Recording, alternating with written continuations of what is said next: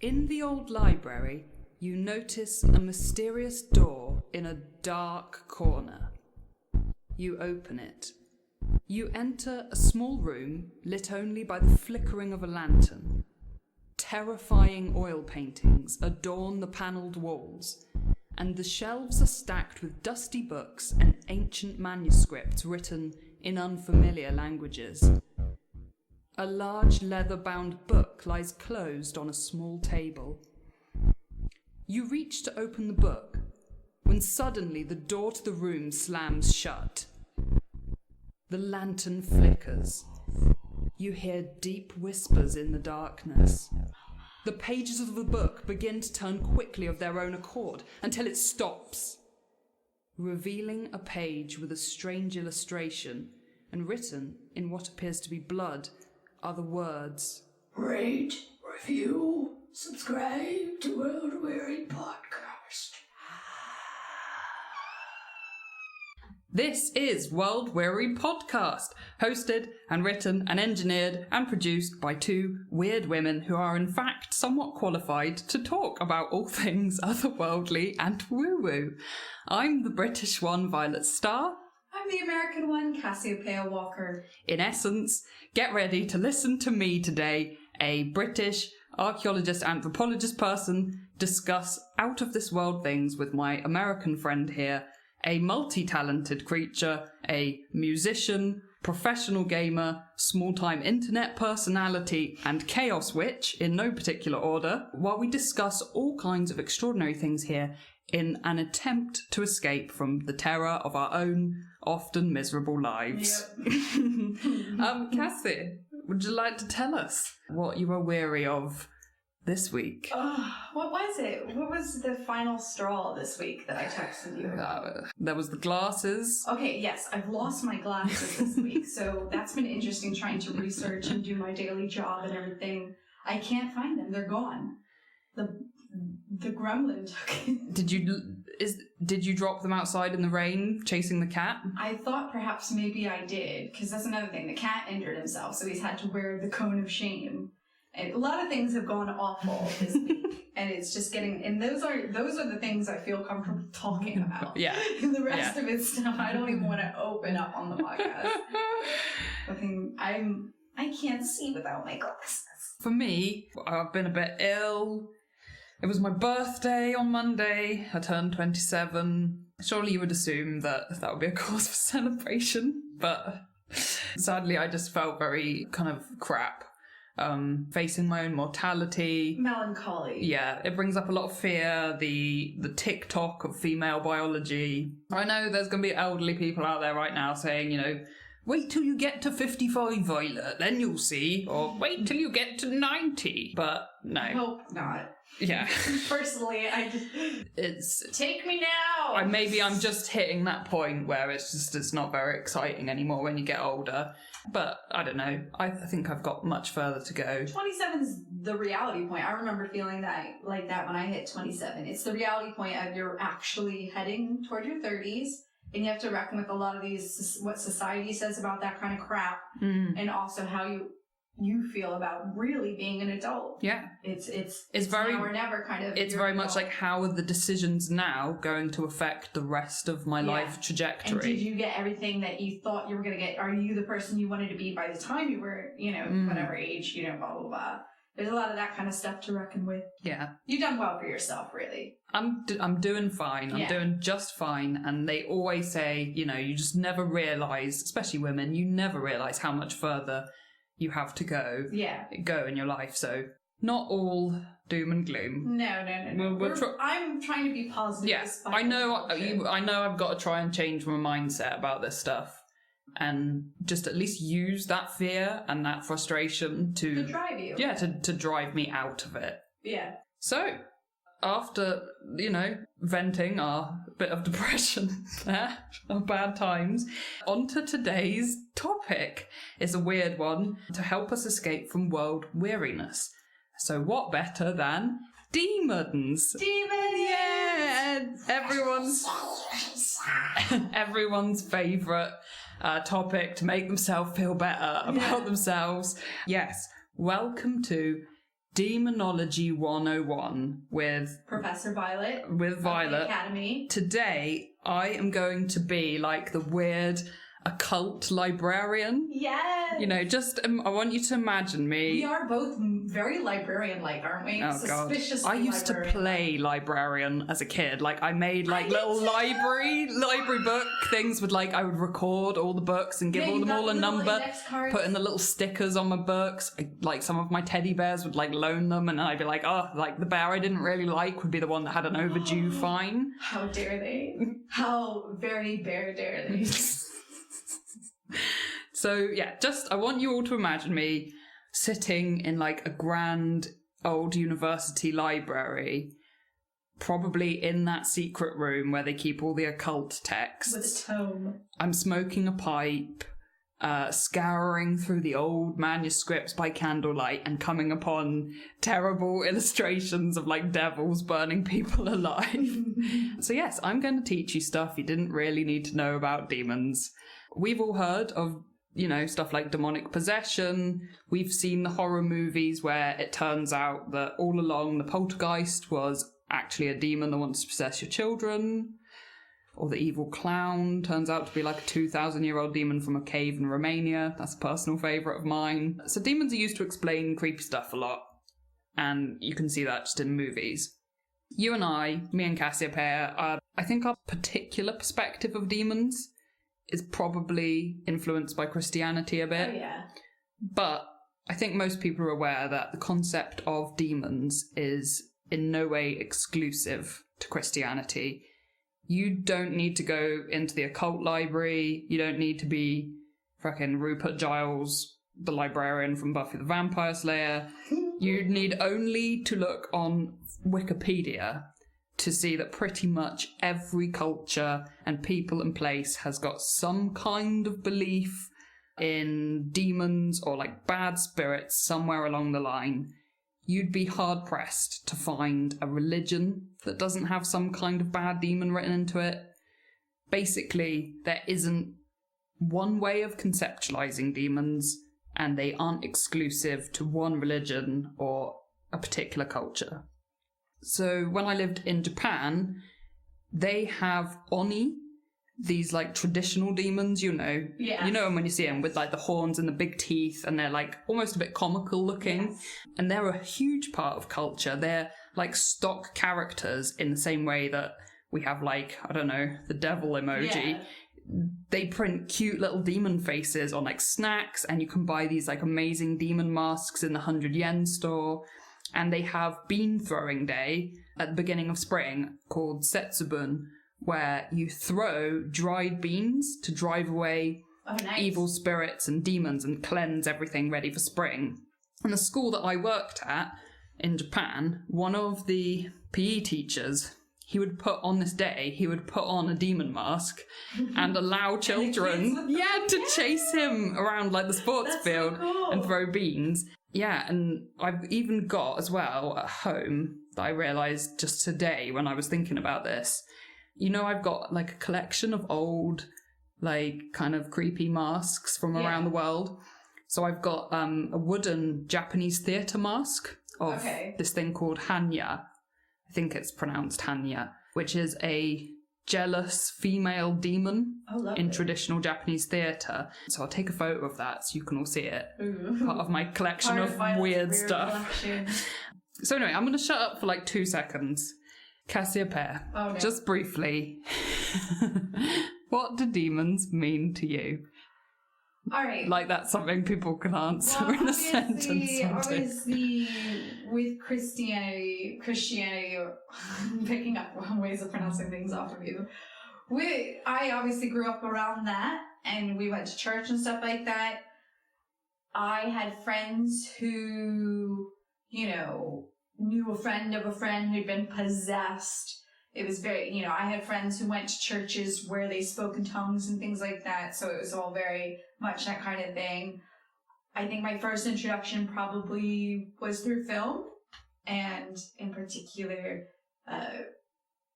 most famous example of a possession being, what's that fucking Exorcist. Yeah. It slipped my mind. Yeah, that was sort of I can't really remember the start of it. It's just so intrinsically part of our culture, and especially the way I grew up. But my idea of demons is these creatures that come from a particular realm in Christianity, a particular gates that are closed up in hell, can be escaped or released. And people like Aleister Crowley have released them and shit like that because they didn't know what they were doing. This is how I feel about demons. The Christian sort of world, those types of demons are what I'm familiar with. I'm not really familiar with anything else. Yeah. Like I said, we've very much had that kind of upbringing that's in a kind of Christian environment. But I do know a surprising amount about demons and the rules behind them, because if you're a geek like we are... If you like horror movies... If you like rules, like, that's the thing. Geeks and nerds, the reason why is they want rules. They want to know how the fucking Enterprise works and what the Jeffrey tubes are for. We want to know what types of demons there are, what their names are, what they mean, what they do, what they represent. Because it's nerd shit. That's how they reel you in a religion. It totally is. It totally is. For me... As a kid, my idea of demons was, aside from kind of hearing about it in churchy kind of situations, my idea of demons was actually influenced by Buffy the Vampire Slayer, which was always they were always sarcastic, dumb, evil dudes with lots of Halloween makeup and prosthetics, wearing the leather trench coat. So that kind of disarmed them for me a bit. Yeah. I didn't really believe in them. And I think this all connected to the fact that, I did go to this Christian C of E school here, and I was in church choir when I was little, but I wasn't raised Christian at all. And I didn't believe in the devil. And to be honest, if you really think about it, from an early age, I just didn't really buy into the whole kind of forces of good and evil thing.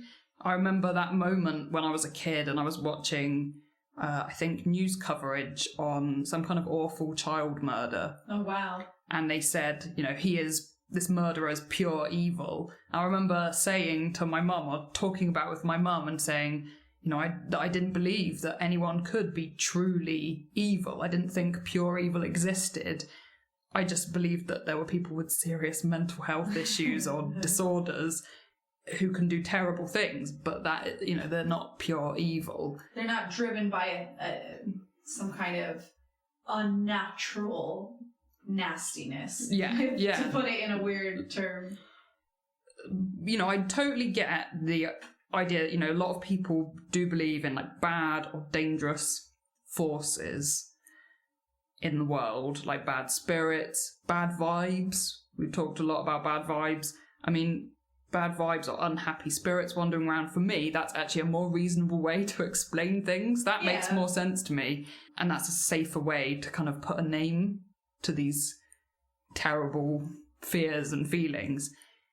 And if when I've really tried to think about this and get really in depth with the essence of demons, if I put my skeptical hat on, I wonder whether, or where, the human need to believe in demons or bad spirits or evil forces comes from. Is that a part of our innate fear, kind of innate animal fear, that we always need to be aware of danger? And so that would kind of exist as always a possible deep, darkest danger. Or it's an excuse to brush over the terrible, terrible things people do, as if to be no, people don't do that to each other because, they were possessed. Exactly. So. By separating it from humans, making it a different thing that isn't really part of us, it kind of, forgives them in a way. Yeah. It sort of takes the There's blame. A belief in this, we're actually good creatures deep down. And are these beliefs actually tools to get us to behave ourselves and stick to societal rules? Are these more reasonable, controllable, curable explanations for bad stuff? Like we were just saying, that happens to people. You can explain away unfortunate stuff like diseases and health problems and bad luck and death and drought, that kind of stuff, by blaming it on, a kind of evil entity. Yeah. So yes, there we go. The other big thing is demonic possession, which is, I'm sure you all must know, basically a demon gets in you, they use you like a puppet, essentially. They talk through you, get you doing all kinds of crazy stuff, crawling on the ceiling. This, I think, is the side of demon stuff that we're all really familiar with. Through popular culture, we've all seen at least one movie or read a book on it. It's a deep subject. There are lots of worldly explanations behind why people might present themselves as being possessed. Like I said, health problems, mental health issues, hysteria. But I ain't got time to talk about that. And but yeah, arguably stuff like talking in tongues, that's sometimes perceived as a kind of possession all over the world. Oh, of course, it's a godly possession. That's the thing. And for me, a lot of these things, the skeptic in me says, this is an acting out to fit in. Especially as a person with personal experiences of friends who had to fake that kind of stuff. And it is easily brushed off by those who might be religiously inclined as, well, they don't really feel the spirit. It's about isolation and inclusion, and whether you're in on the joke or not. That's how I feel personally. It's not necessarily how it always is, but that's what it feels like to me a lot of the time, those kind of things. Yeah, definitely. I would agree. All over the world, you will find histories and traditions of people being possessed by spirits, good and bad, possessed by ancestral spirits, and by demons. There are loads of rituals and rites, festivals, religious events where possessions happen. Sometimes just they're part of the festival that happens every year. So I'm sure we're going to hear lots more about demonic possession later. Cassie, do you know the etymology of the word demon in English? Ooh. So the meaning and history of the word. Where does that word come from? Oh, it would be from daemon, which would be from Latin. Yeah, from ancient Greek. Okay, Greek. Yeah, sorry. It's basically the same thing. But it is from daemon, isn't it? Yes, that's correct. Linguistics nerd. This is why we ask her. This is why she's on the show. Multi-talented, okay? I wasn't lying. So it means a spirit or divine power. They weren't necessarily bad or evil. If you get into classical Greek mythology, the daemons are lesser deities or intermediaries between gods and regular mortals. I'm not going to get into specifics, but as usual, there's layers to these things. Hell a lot of layers. We could do a whole episode on Christianity's battles, which I do want to do because they're cool. But you guys know, as usual, creation of demons in Christianity, very much connected to trying to stamp out paganism and religions that aren't Christianity, basically. Fallen angels, need I say more? Why would you think that demons are often depicted with horns and big pointy teeth? I actually haven't really thought about that. I would assume it's to make them as scary as animals people are familiar with and are afraid of. You're absolutely right, I think. Yeah. I'm on a roll today. Obviously. Got my smart cap on. The genius cap. Christianity, the devil, goat stuff going on. In Japan, of course, the Oni, they have horns and huge fangs. In general, animals with horns we might associate with the wild, bestial, untamed and dangerous. So giving demons horns, for example, is a visual reminder of danger and that we should be frightened of them. We aren't, we're meant to be scared of them. Same goes for pointy teeth or red eyes or claws or tails. You're not going to be so scared of them if it's a cute little puppy. Or the rabbit from Monty Python. Yeah, or a really handsome person. So moving away from religion and stuff for a second, there are loads of paranormal phenomena that some people think may actually just all be demons. Yeah. Here we go. Here's just get through some bullet points here. Demons are entities from other dimensions. I like that one. That's always my fave. Can we open up to demons using a Ouija board? I don't know. I mean, supposedly, yes. Taking LSD may open you up to the demon. Clairvoyant, yeah. Aliens are demons. Possibly. Bigfoot is a demon. I wouldn't rule it out. Yeah, so virtually any paranormal creature, ghost, shapeshifter, you know, there's some people who just say that they're all demons. That's interesting. These are demons, and this is just how we see the demons in the modern age. They're all coming out of some demon portal dimension, somewhere and freaking us out. I'm a firm believer of alternate dimensions, that there are more than 3 dimensions. I feel like there's like loads. Yeah, currently I'd be more comfortable if someone told me demons is a real thing, Violet, then I'd be way more comfortable with thinking that they're just some, like, creatures from another dimension coming around here to... It's something we don't quite understand that we can't fix with science because it's a different thing entirely. I'm more comfortable with that than, you know, that they're from, like, hell or... like that very specific thing that's written at... Yeah, that live in hierarchies that reflect human society, I ain't talking about Skinwalker Ranch today because I'm sure someone's going to comment about Skinwalker Ranch. I reckon I know all about Skinwalker Ranch. We probably dedicate an entire series to that. I'm pretty sure there are podcasts that have done series on it. We'll get around to including that one point, but we're aware. So whatever the case may be, the important thing we can take away from this is, depending where you look, demons come in all shapes and sizes, just like women. They can be tangible and intangible, because sometimes they're just kind of spiritual entities that don't really exist on this planet in a kind of touchable way. Yeah, corporeal. Yeah. Thank you, Star Trek. Oh, yeah. So, what the hell is demonology? Because, Cassie, would you believe that there are people out there in the world who have dedicated their lives to the study of demons? I do believe it. And they're referred to as demonologists.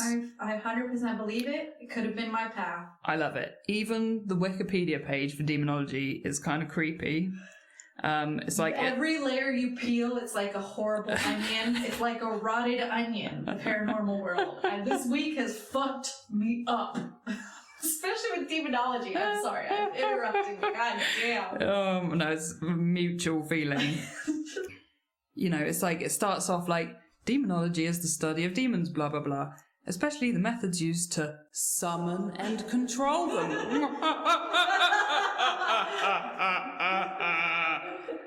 So I was just like, oh god, I'm entering this territory for the first time this is the first time I've ever researched this. Yeah. I was scaring myself. I was like, Violet, you're living the plot of a weird 90s horror movie. Like, stop doing this to yourself.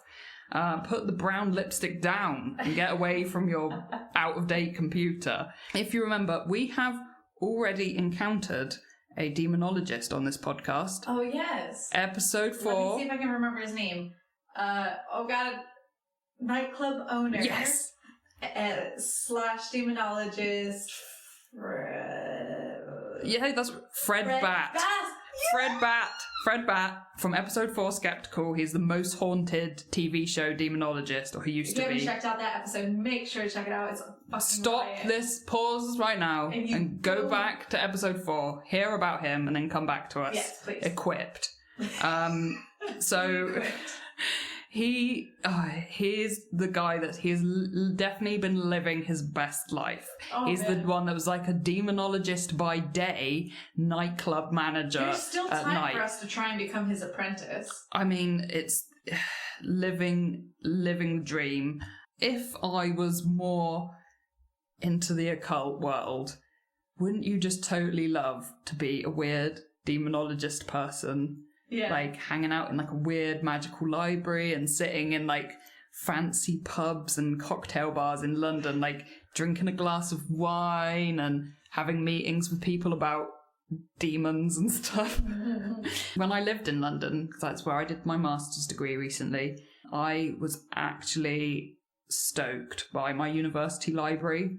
It was like my first real experience with like Hogwarts vibes. Like it was Hogwarts levels of library, like Really wooden staircases, fancy lamps, books everywhere. Is exactly what you want in a giant magic library. I got lost in the library. That's how big it was. Like, and these crazy balconies and weird staircases and bridges, like high up, and like find weird little reading rooms, like with like 2 chairs up a load of stairs and stuff in some crazy room. It's exciting, very exciting. And I also, while I was in London, I remember I had that crazy experience in that occult magic bookstore. Oh, do you remember me telling you about this when I was Christmas shopping? I remember this, yeah. Okay, so I went to this quite famous bookstore that's known for having like old occult books and like rare books and hippie books and stuff. So I visited there and I went into the shop, and the shopkeepers were kind of distracted because water was leaking from a washing machine in the flat above the bookstore and had come down in the night and ruined loads of rare, valuable, like alchemy books and stuff. And so these women who were like running the shop were like stressing out, being really angry. And yeah, I was in there and there were some tourists shopping in there. And I was like looking for Christmas presents, as you do in the weird occult bookstore.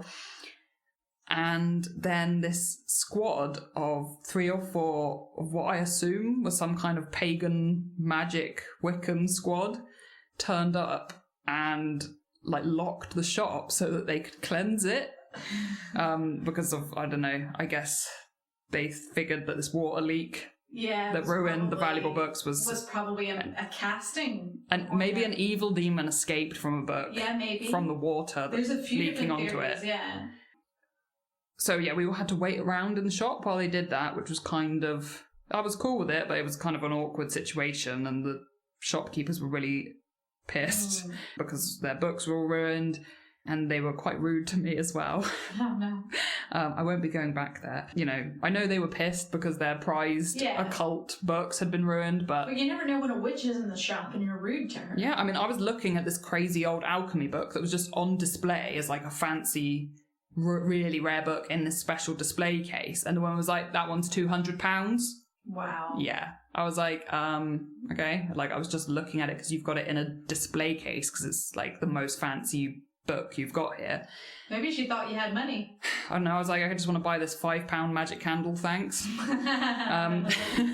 But yeah, if you think about movies and stuff with demons in them, like Van Helsing. Oh, of course, yeah. You know, he turns to the comedy monk side character for the facts on demons.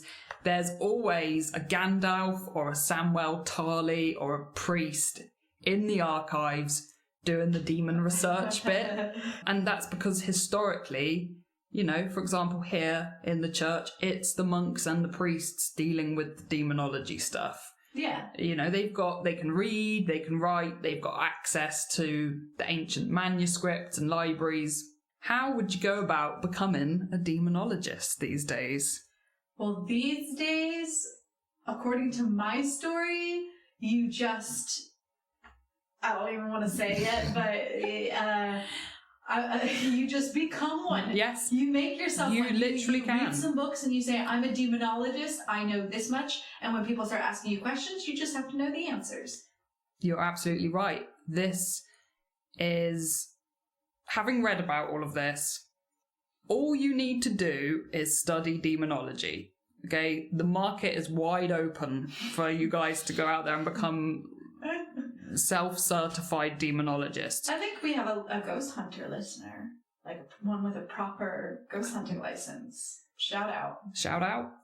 All you need to do, study demonology, demons, the belief in demons. You don't need a license. You don't need an NVQ in demonology. However, this is 2019, and thanks to the magic of the internet, you can do an online diploma in modern demonology. That is an option. Ooh, it's a real diploma, online diploma. I've also seen that it's been suggested that you should shadow an existing experienced demonologist and become their apprentice. You could become Fred's apprentice. Oh my god. Seriously, guys, check out Fred Batt's website. because it is, let me tell you, it is some 2005 website. There are pin-up devil lady gifs, like, shaking around all over there. Should I try and contact Fred for an interview and see if he'll answer a few questions by email? I'm gonna try. I'll do this tomorrow, and hopefully in 2 weeks for the listener, we might have a follow-up. A mini-sode follow-up. Cassie may have become an apprentice to a demonologist. Yeah, seriously, check out Fred's website, because it's crazy. Fred, if you want a hand, if you want an apprentice and you want a hand bringing your website up to date, let us know. I'm sure Cassie would happily make it look less 2005. I'll just give you a refresher of what Fred looks like, by the way, before you consider whether or not you want to become apprentice. Oh, Fred. Do you love his nightclub manager days there with all the ladies in the...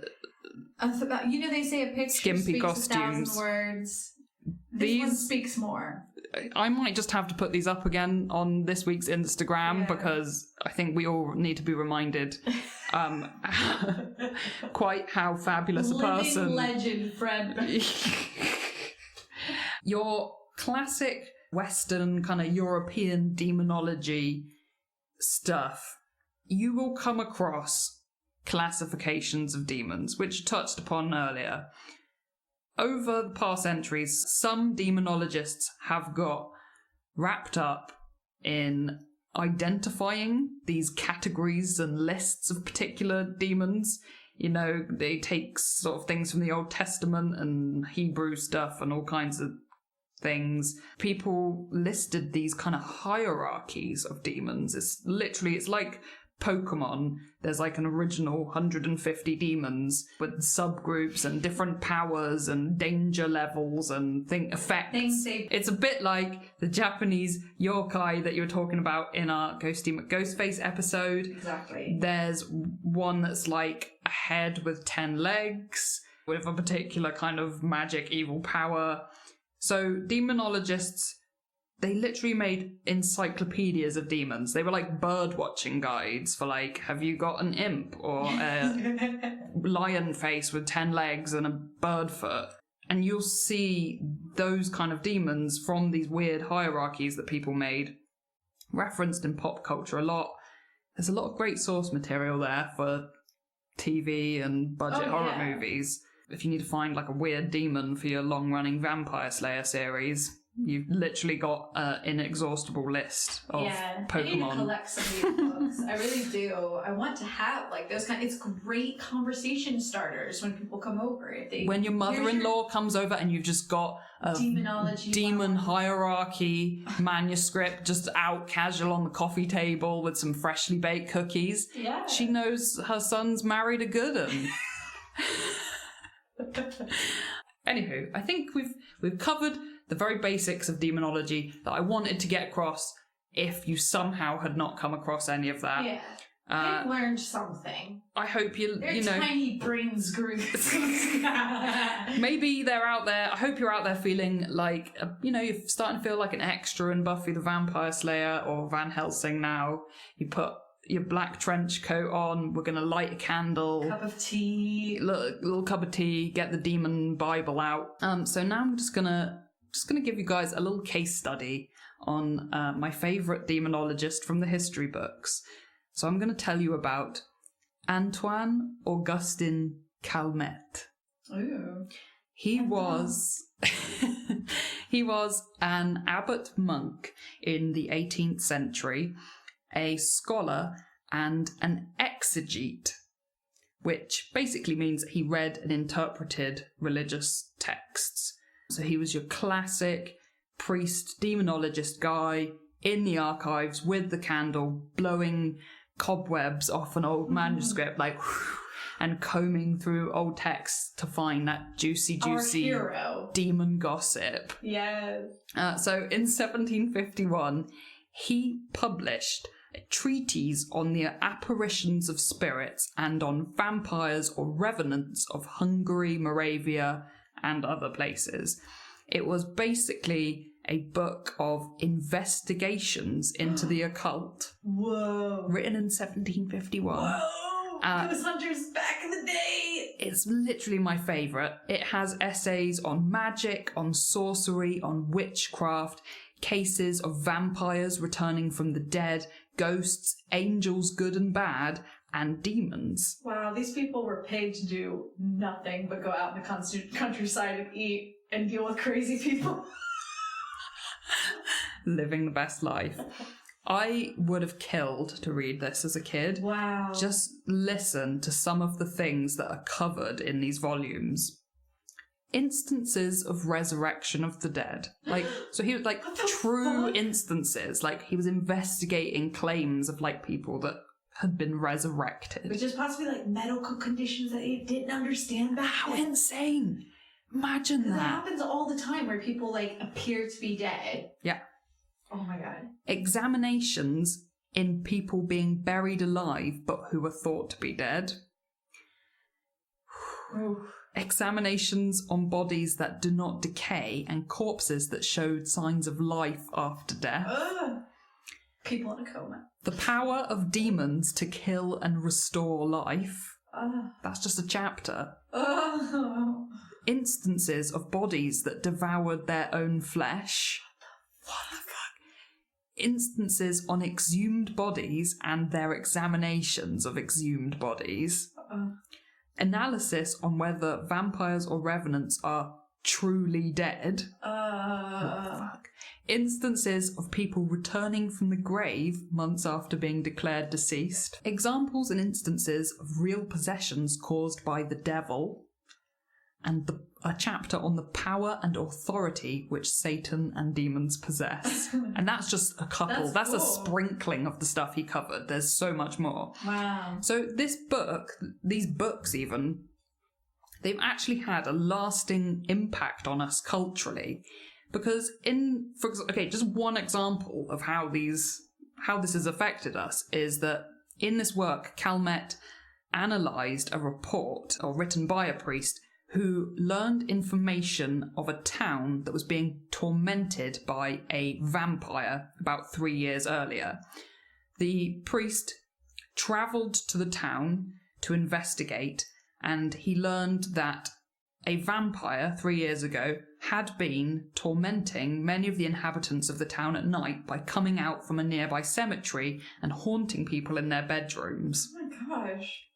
He was then told, he was like, well, what happened to the vampire? They said an unknown Hungarian traveller came to the town during this time and helped the local residents in their plight by setting a trap at the cemetery, which ultimately led to the decapitation of the vampire, Wow. and he therefore saved the town. So does that account sound familiar? Yeah, Dracula and Exactly. Van Helsing. The story is kind of retold by the author of Carmilla, which is the classic lesbian vampire story, and that in turn inspired Bram Stoker's Dracula. Yeah. So Calmet's work is full of insane case studies and real accounts and letters like this to do with vampires and people returning from the dead and demons. I wish I had time to tell more of the stories today because they are so creepy, but we'll save them for another time. Yeah. So, back to demons.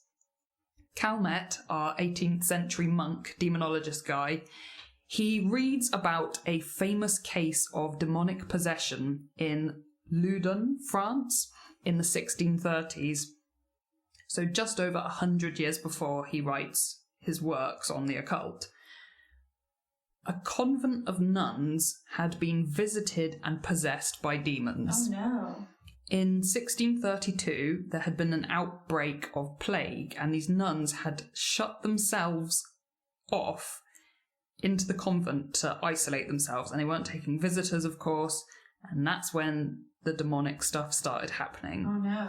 They were seeing visions of the dead, behaving oddly, making animal noises, swearing, behaving inappropriately for nuns, and exposing their naked bodies to others, apparently. Sounds like a night out on the town. Where my girls at?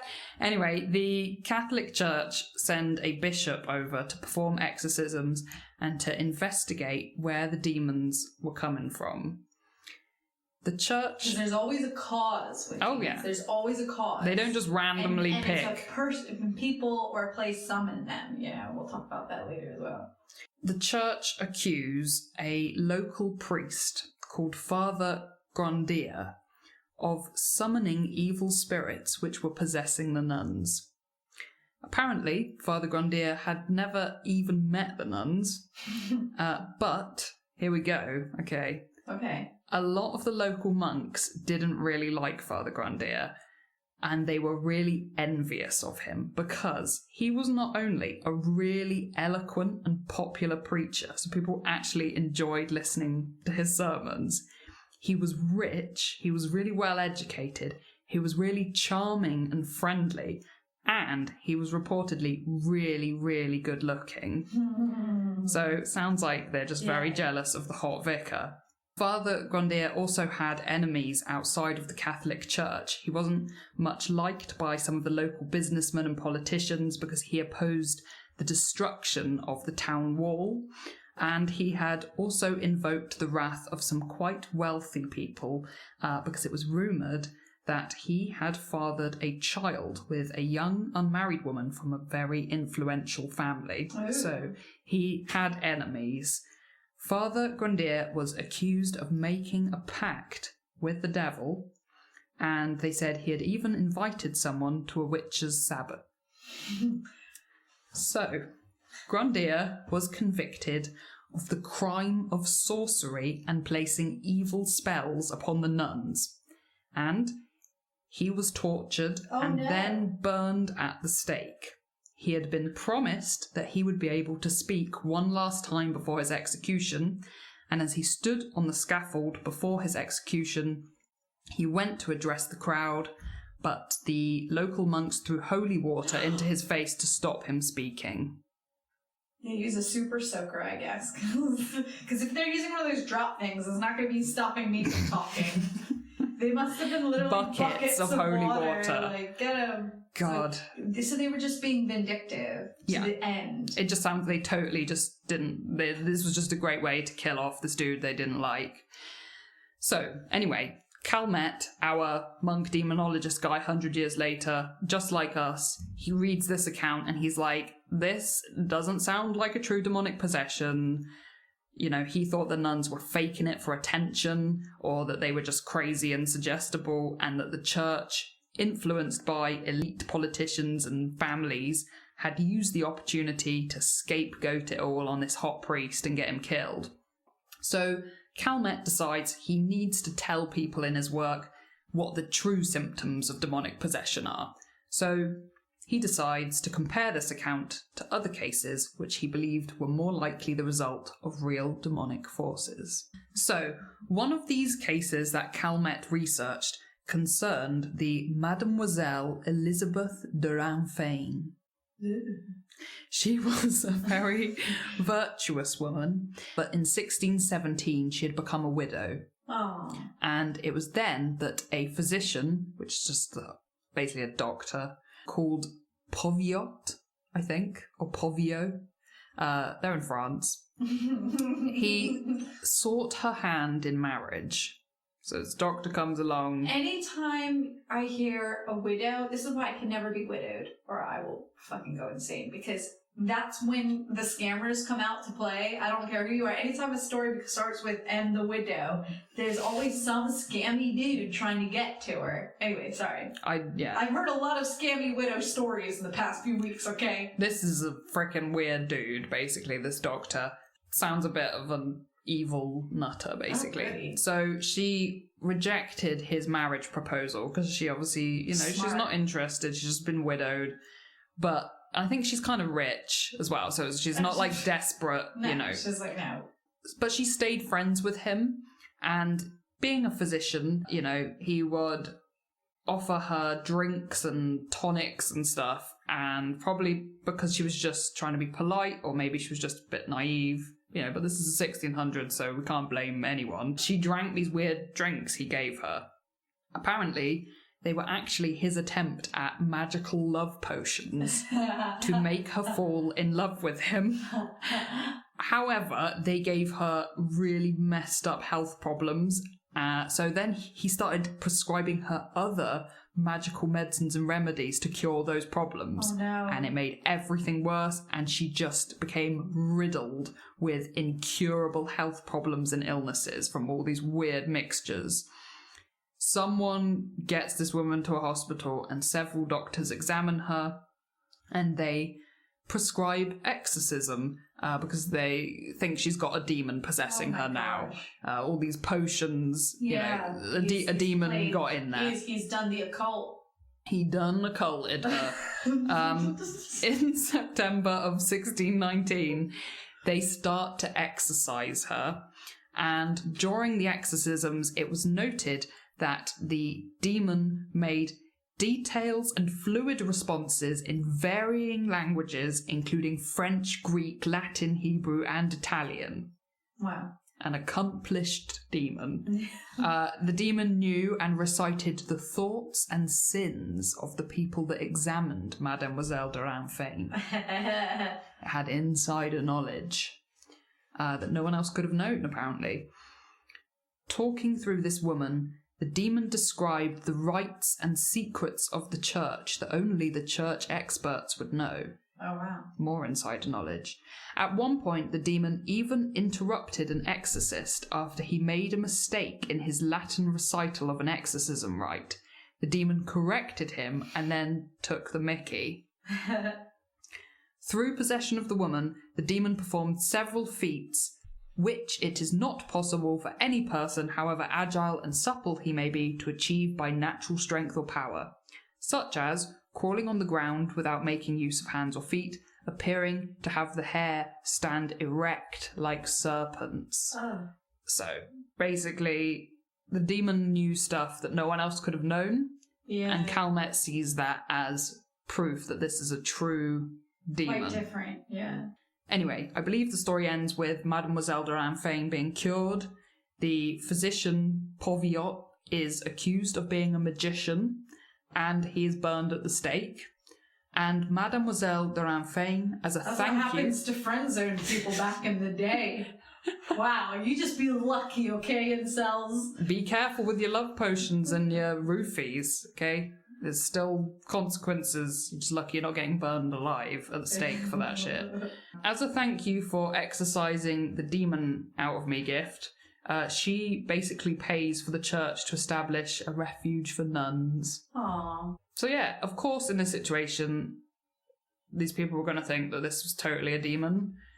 Because, of course, it would have been unbelievable for a woman to know multiple languages. Like, women are dummies. And it would be so out of the realm for her to have heard things. Yeah, and, like, know stuff. Like, this, like, little innocent widow who's just been, like, taken advantage of and just doesn't... And they probably, like, this is the thing, like, especially back in the day, like, they're only around other women and their partners and, like, you know... People talk in small towns no matter what. She probably fucking knew some shit. She probably just guessed. She's like, oh, you masturbate in a corner because she'd seen her husband do it or something. I don't know. You know, like weird things like that she people know stuff. This is how people scam. Like you get fraudulent psychics because people just know like little things they can guess. Things about you, where you're from, the kind of things you might do just by the way you behave and the way you present yourself. And she's mourning, she's alone, she's had this weird crazy guy fuck her up. She probably is just like... She's just like looking at like one of these priest dudes, like kind of doesn't like him. Just she knows a lot at the time. She knows that she's just like, this guy... He's a witch. Totally. She's like, oh, this guy looks like he like, you know, picks his butt cheese, like, and then says it in a creepy demon voice. Like, yeah. And meanwhile, she gets rid of this guy who's annoying her and stalking her by calling him a witch and, like, being possessed. The other thing is, like... Because everyone around you's so dumb and you're 5 languages deep. Yeah.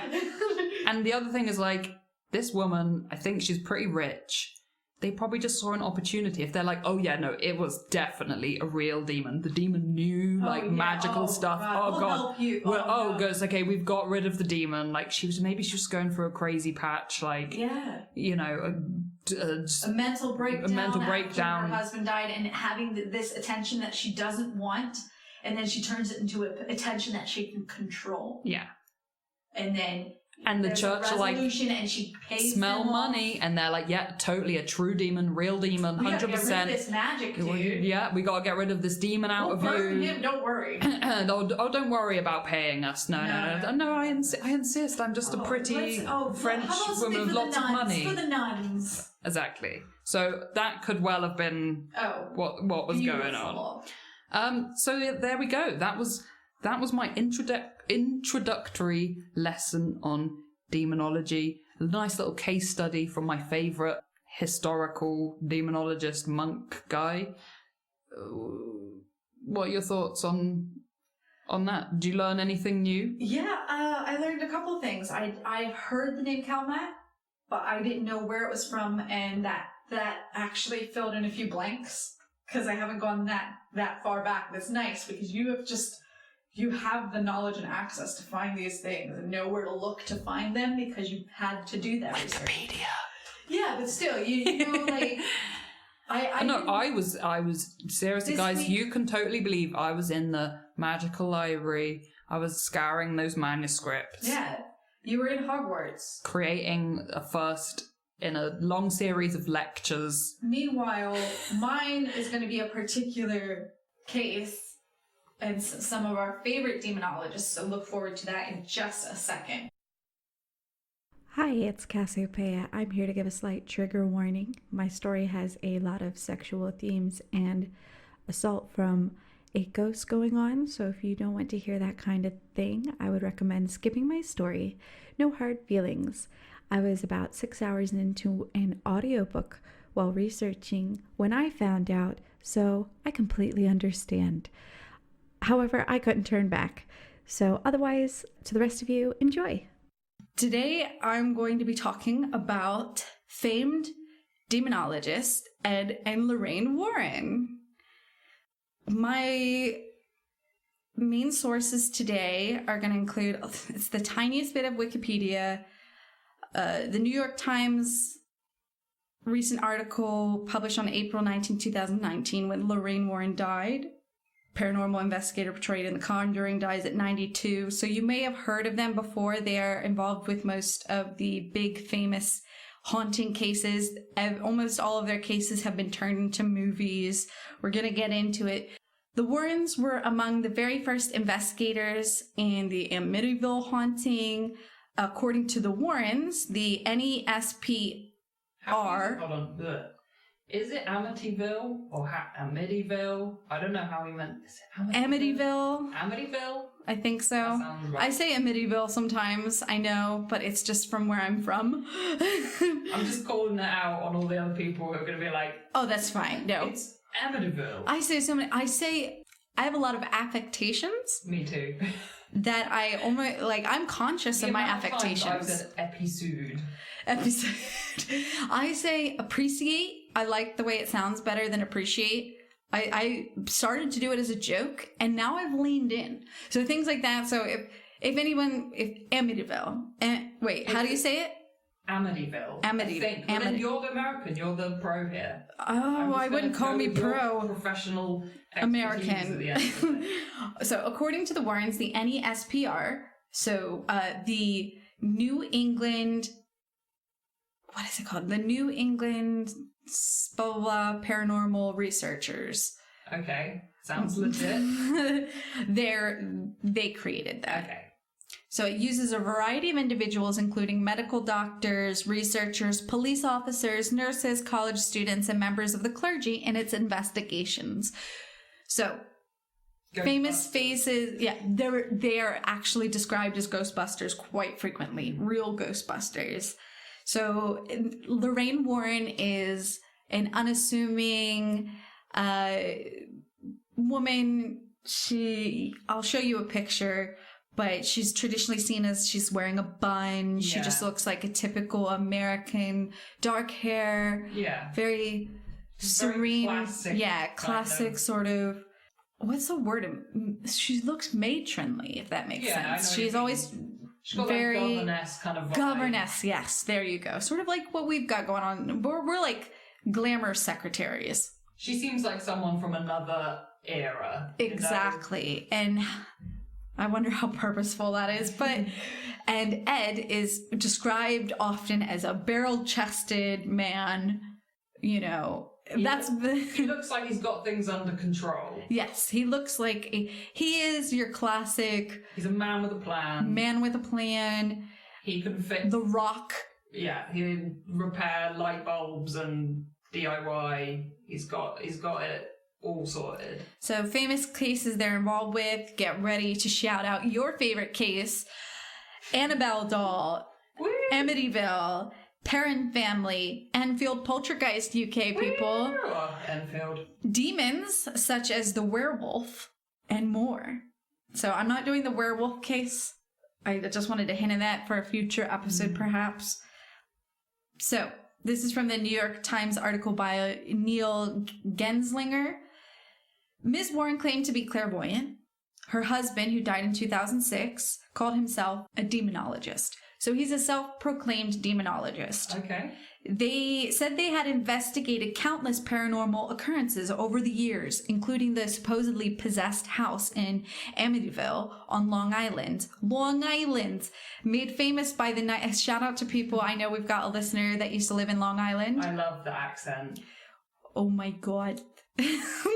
I feel like I do a good Long Island, but anyway. I'm scared. I'm so scared. That's it. Coffee? All right. Mary got married. I'm gonna have to work on that one. Mary. Okay. So it spawned, obviously, remakes, sequels, movies, books, investigations on the books, books on the books on the books, essays on the books on the books, Okay. on the movies on the books. So Spin-offs coming at you every direction. you have to be a cat man of Glasgow not to have heard of this. Right? Throwback. So Mr. Warren, so how does all this get started? Well, Mr. Warren actually used to be a painter. He took art classes after the war and began selling his paintings on roads. Paintings. I haven't had any gin tonight. It's been a long work We're week. just tired. Yes. Paintings. Thank you. He would sell his paintings on the roadsides. He had grown up in a house that he believed was haunted and had various spooky things happen to him, various ghostly encounters. And he also began to merge his interest in these experiences and these things, much like our alien dude, David Huggins, into his artistic abilities. Wow, we're having a lot of callbacks to previous episodes. That's what's going to happen, though, because the more we investigate and the more we talk about these things, there are going to be a lot of. I'm just waiting for the day I can talk about Freddie Crystal again. These episodes, are going to get so interconnected. Can a listener draw Freddie Crystal and me and Violet hanging out? We would really like Freddie Crystal fan art at some point. That's when I'm going to know we've made it. That's when we know we've made it, is when people are actually sending us fan art, or... We might just quit, we'll just be like, this is the peak. This is the peak when we get the Freddie Crystal fan art. But for now, we're happy to remain in weird obscurity, yes, in the darkness of the paranormal world. On the internet. Touching our weird LED fairy ball. Drinking a Pepsi. Mine's done. I finished it. What they used to do, Violet, is he would paint a haunted house and then go to said haunted house, knock on the door, let them know that they lived in a haunted house and that they'd painted this house and they wanted to give them the painting. And of course, then they open the door and let them in. And okay, how freaked out would you be if someone turned up at your house and it's like, I've done a painting of your home. By the way, it's haunted. Can I come in? No, they don't even have to say, can I come in? They're like, we want to give you this painting. It's on the same level of terrifying as the horrifying concept of what they call the clown knocking at your door at sunset. Ew, what the fuck is that? So it's like these things that give you that insane, creepy fear. Yeah. Because they're things that are just juxtaposed that shouldn't be. No, it's not a correct situation. Clowns should not be outside of the circus tent. They're not standing against an especially eerie at British sunset. evenings. Oh, You don't want to see a clown in the dark, okay? They got to be under bright lights. So it, of course, creates that tense atmosphere. And this is from their words. This is from Ed's words talking about this. This is what they used to do. And he bragged, essentially. I'm going to use that word. He was a bit of a braggart in the sense that he was going on about how, yeah, of course, it was a door opener and a conversation starter. They would let them into the house. They'd talk about things that were happening. And then all of a sudden, you know, oh, yes, this happened. I heard this happened. And that's how they became investigators. But Ed Warren isn't the only one gifted. It's just because he's got the knowledge of demonology. However, his wife, Mrs. Warren, Lorraine, she grew up, she was an orphan, and, well, I don't know if that is correct, but she grew up with nuns. Okay. And she would hide from the nuns because they would beat her, essentially. She would hide from them by seeing their aura. And she could see auras, so she wouldn't even need to know where they were because she could sense that they were near her, so she'd hide from them. And when she told them of that, she could see their auras and what it meant and what kind of energy they had, whether it was negative or positive. They would, you know, be very upset and tell her she had a very vivid imagination and that she was lying, you know, blah, blah, blah, blah, blah. And so, of course, you know... What a childhood. What a childhood. And I think it's quite romantic. They've always been married. Like Lorraine Warren brags that Ed is the only man she ever dated. So yeah, they basically got married as soon as she met him. Cute. It was love at first sight, you know. Married a perfect marriage. Perfect marriage. And art clairvoyance and demonology. It was beautiful. So in 1952, the Warrens founded the Psychic Research Society, and among their investigations was a 1971 case involving a house said to be haunted in Rhode Island, and that was the basis for The Conjuring and that. So these are no joke demonologists. They have a long history. They're very trusted in the paranormal world, and they have self-proclaimed evidence. And for $12.50, you can go see their museum, where they house the famed Annabelle doll as well as many other haunted objects in one area. It is said that a man touched the glass case and he died in a motorcycle accident that night. Oh, this is some Busby Stew. So here's my argument right now. I want to get this out of the way at the top because I'm really annoyed by this. If you work in a dangerous building site that happens to, like, let's say... you work in a museum and then there's a guillotine and you say, don't touch the guillotine. It's dangerous. Mm-hmm. And someone at the museum fucking touches the museum guillotine because it's out there in the open and gets their arm, gets decapitated and dies. It is still the museum's fault, is it not, for not having it under better protection? Yeah. And especially if that museum's charging, they have to make sure it's safe, right? Health and safety stuff. You've right. got to cover. Right. So what concerns me is that they 100% believe all these things, and that Annabelle doll, they know for a fact, believe, before she passed and all that, she believed that killed that man. Mm. It is irresponsible. And I'm saying this as a witch. It is absolutely irresponsible. And I don't care. They are charging money for people to go in and see dangerous items that have potentially catastrophic effects, and they know their clientele are eager people who want to feel special or want to see these things for whatever reason. They're fascinated. I would want to go and see it, but I know for a fact that unless I'm on my complete level A game witch style, I'm not going in that fucking building. No way. I don't want to go to see the creepy chair in Yorkshire. Yeah. In that museum. It is irresponsible, and that's what I have an issue with at the start. And I don't want to speak ill of the dead. God rest their souls, or whatever you believe in. You know, goddess rest their souls, whatever you want to believe. Spaghetti monster, keep them. But it is irresponsible for them to, and apparently it's still open under their foundation. So you're like a military bomb expert, and someone just got an exhibition of like mines that may detonate on touch. You wouldn't have them out in a place that people could. It wouldn't be allowed. Yeah. It wouldn't be allowed. So I mean, these people are professionals in the world of demons and exactly. Stuff. So they believe, and they've gone so far as going to court when a man killed somebody who claimed to be possessed by a demon. they tried to get him off his sentence, they came in and tried to testify that he was actually possessed by a demon. So they're getting involved in real affairs, dealing with real people, and they treat these paranormal things as serious and real. They believe it 100%, right? Then why are you putting people in danger? Is a question I have as a witch. Why are you charging for it as well? Sorry, we've got a little demon outside. My cat Lubu is trying to get in. He's trying to break into the secret reading room of our occult library right now. Should we let him in? Lucifer. He knocked twice. Lucifer. Are you hungry? Tap once for yes, twice for no. I think he's laid down now. Okay. The spirit doesn't want to talk to us.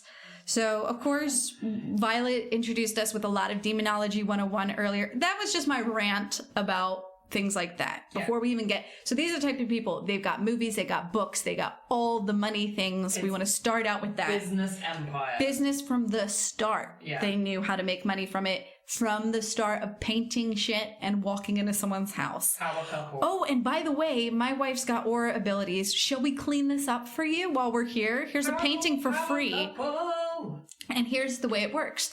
Their researchers do everything completely for free. Okay. That's handy. But they charge for the museum. But that's the thing. You could be one of their researchers. That's the thing. They do seminars. She has gone across the country. Colleges have paid them to speak at events, much to the chagrin and dismay of fellow academics who consider it nonsense.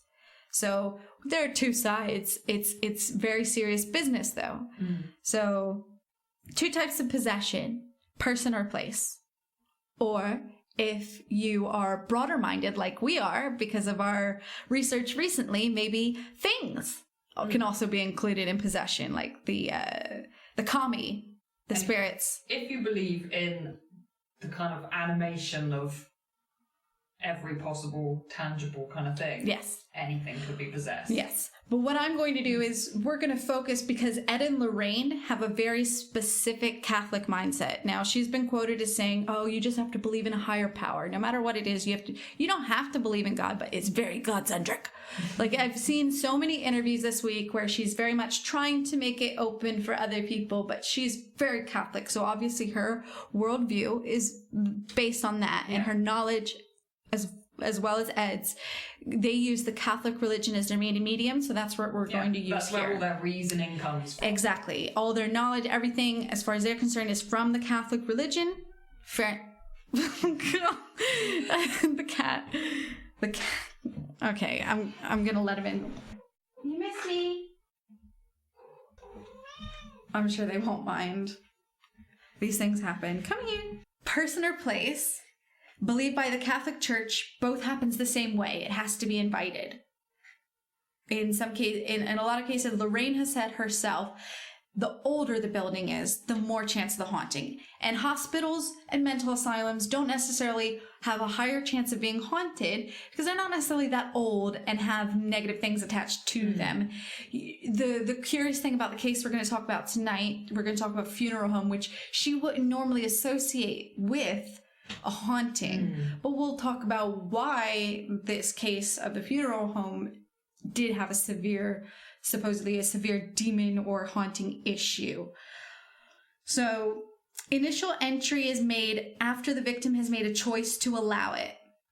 And a lot of the information I'm taking is from a Sally Jeffrey Raphael episode. Oh, Sally Jesse. I love a little bit from that, and a lot of it from the book I have read. It was an audiobook. I listened to the audiobook. Yeah, I've listened to In a Dark Place, Ed and Lorraine Warren, the case files of the haunting in Connecticut. So 9.5 hours of me shitting myself. Because it's written by a horror writer, and there's a lot of... I'm going to tell you the most I will try and tell you the family side of the story as much as possible. There's a lot of sensationalism from the book, so I'm taking certain things from the book, but take what I'm going to tell you is based off of what the family has said. Okay. There is some outrageous sensationalism in the book that I will tell you about. The entities feed on fear. That's the main thing. And fear wakens the victim to help them complete the possession in Catholicism. So the third stage of a haunting. So first it starts off with the presence, you know, whether it be a person or a place that is the victim of this. There's the presence begins, and then there's the atmosphere of fear in order to weaken the victim, and then complete possession is made when the victim finally gives in, and internally, whether subconsciously or consciously, they accept the demon. And in the case we're talking about tonight, the young man eventually accepts this demon, is possessed, and that's where it's interesting because they skirt around it a lot. So we'll get into it, but it skirts around it, and I want to get into it and talk about the fucking nitty gritty. Okay, so I'm going to introduce you to the Snedeker family. Okay. There's Mama Snedeker Carmen, Daddy Snedeker Owl.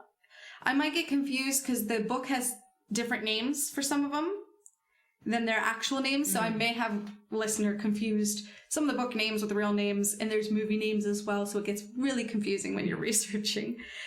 So then there's Philip, which is the main son, the boy who will be possessed. He is about 14 years old, and shit hits the fan. He's got a younger sister. In the book, she's called Stephanie. I don't know what her actual name is. He's got a younger brother. In the book, he's called Michael. I can't remember what his real name is. So dad, mom, 2 sons, daughter. Okay. What happens to start this whole thing off is Philip, the 14-year-old boy, gets cancer. He gets lymphoma Hodgkin's. And, you know, it starts off with like this little thing in his neck. He gets examined, and it's the worst news you can get. And because they live in New York, they have to travel to Connecticut to this special hospital for him. And it becomes tiring. So they need a place in Connecticut. All right, so they decide to move closer. They decide to move closer to make it easier. But the dad's going to take a while to transfer jobs, and he's going to be taking a pay cut. So it's going to suck. So it's going to take him like 6 or 7 weeks. So they're going to, like, she decides she wants to rent a place. And when she's driving Philip to one of their many appointments at the hospital, she sees this house for rent. She goes up to it. There's a bunch of construction and shit going down. It's clear that it's just been sold and it's being redone to rent out in a sort of duplex fashion, an upstairs and a downstairs. She goes up to a guy who seems to be in charge. He says, I'll get you in contact with the owner. You know, you can go see the upstairs. And she goes, sees it. It's beautiful. She's like, great, you know. The owner calls her and he's like, yeah, you can have the downstairs, but she didn't see the downstairs. So she's like hoping it's as nice as the upstairs. And so she's like, fuck it. We're going to be fine. We're going to move in. Next day, she sort of wakes up and she's like, shit, I rented a funeral home. She doesn't know why she says this. She doesn't know why she feels this. She just knows it instinctively. She had a weird dream with this creepy doctor going in a line with these bodies, caskets lined up. And of course, her son's not doing very well. It's very clear that he's like on the brink of life and death, fighting for his life with cancer. Yeah. You know, and she's got all these stresses. So she sort of chalks that dream up to that. And she sort of is just like, why do I think it's a funeral home? Like, what the fuck? So they have to move in quite quickly anyway. So they start the move, and they go to see the place, and it's not quite ready. But they explore it, and sure enough, they find evidence that it's probably a fucking funeral home, because they go downstairs, they see the bed thing with the chain that lifts the body is still there for viewings. Why would you leave that? Oh, that's gonna help. This is 100% real as well. That shit was still there, and because it's being rented. And as well as blood stains on the walls still in the bloodletting sink area. God, you know there is some weird goth couple out there in America, though, that would literally kill. Yeah. They would turn it into, like, a feature, like, sofa, and, like, chain. That's a bed smoking thing. area. Yeah, it's like the party area, like a barbecue and whatever. They'll put a hammock on the chain thing. Yeah. Oh my gosh. It's the sort of place I can imagine like someone like Jackson Galaxy from Hell's Cat or whatever that is. So yeah, it's basically gross. It actually is gross. They find those little plastic plaques where you put the names of people temporarily before they get their headstone and stuff. They find a bunch of evidence that it really was a funeral home. Okay. And it turns out the sign was boarded up over because in the Sally Jesse Raphael, there was a big argument between the neighbors and them about whether she knew it was a funeral home beforehand, and then several witnesses came forward and said no, they had plywood boarded up the sign for the funeral home. Imagine, like, and she was from New ripping down York. Yeah. How was she supposed to fucking know? Yeah. God, imagine like doing repairs, like decorating your home, and then you reveal a Well, here's the sign worst of, like, part. She Death talked. Macbeth's It's not. funeral. Honor. So here's the worst part. It's not quite done, so she has to go in and out of motel, and they're sleeping in the living room. The guy that owns the house now, because the previous owner was the funeral parlor director in his 90s, he sold it off. Okay. And the new owner just wants to rent it out, right? When they talk to him, he's like, leave this stuff alone. You're not allowed to fucking paint down there. You're not allowed to fucking touch that shit. What? So, like... I'm not even joking. This guy fucking doesn't, like, he's just like, leave that shit there. I would be like out of this. I would be like, no, I am suing you. But they can't because they're already moved in and they can't find it. The guy basically goes, yeah, leave it there. And when they're walking around, there's crosses on every fucking door leading into the basement. Every room has a cross above a window. And he says, don't touch those, by the way, not even to clean. Just no. And he says, away. oh, plenty of people want to live near the hospital because it's like the hospital is like booming and stuff like that because a lot of fucking sick people. And so he's like basically implying in the book, this is the sensationalized bit, like, but I'm pretty sure it's sort of went down similar. Yeah. They move in and they're like, fuck. Well, they can't do much. They can fix up some of the rooms. They're turning the two of those rooms into the boys' bedrooms. But there's nothing they can do about the fucking bed and shit like that. Yeah, They've been told not to touch it. That's where the guests sleep. So, the first day they properly move in after all the work's done, okay. Philip walks into the house, looks around. Keep in mind, he's had cancer treatments and stuff, and that's what he's going through. Looks around the house and says to his mom, they're alone in the kitchen, this place is evil. We should leave. No, but seriously, Mom, no, something feels wrong here. This place is evil. And Carmen responds, places can't be evil. That's not how it works, sweetie. I get this. Give him the old, shut up. Horror plot. Yeah. Movie plot. Hard to explain it, but it's bad. And if we don't leave here, something bad's gonna happen to us. Something really bad. Sweetheart, houses aren't evil. Only people are evil. This is just an old house. She asked about his new room, but Philip was apprehensive. He believed that room was the worst for some reason, and he hadn't been told what was going on with the house. So they convinced themselves basically that Philip is just stressed due to his treatment and didn't hear about the house, but heard about the house from something, you know? They have a small discussion about the house, mentioning Philip's perhaps missing out because his brother's away at his grandma's for the summer, and maybe he's just a bit jealous and seeking attention or something. And Philip wakes up sort of sleepily, having been on the couch, and he's like, did someone call me? And they're like, nah. And everyone leaves and Al goes to work because he's only there on the weekends. Okay. And then this is when Philip starts hearing a man's voice talk to him. So Philip, come down here. We've got things to do. Are you ready? Come down here, Philip. And it starts getting more and more impatient. Like, Philip. And he starts turning on the television. He's watching, like, Bugs Bunny and shit. And it's just like, Wabbit season, Philip. Duck season, Philip. Oh, that's horrible.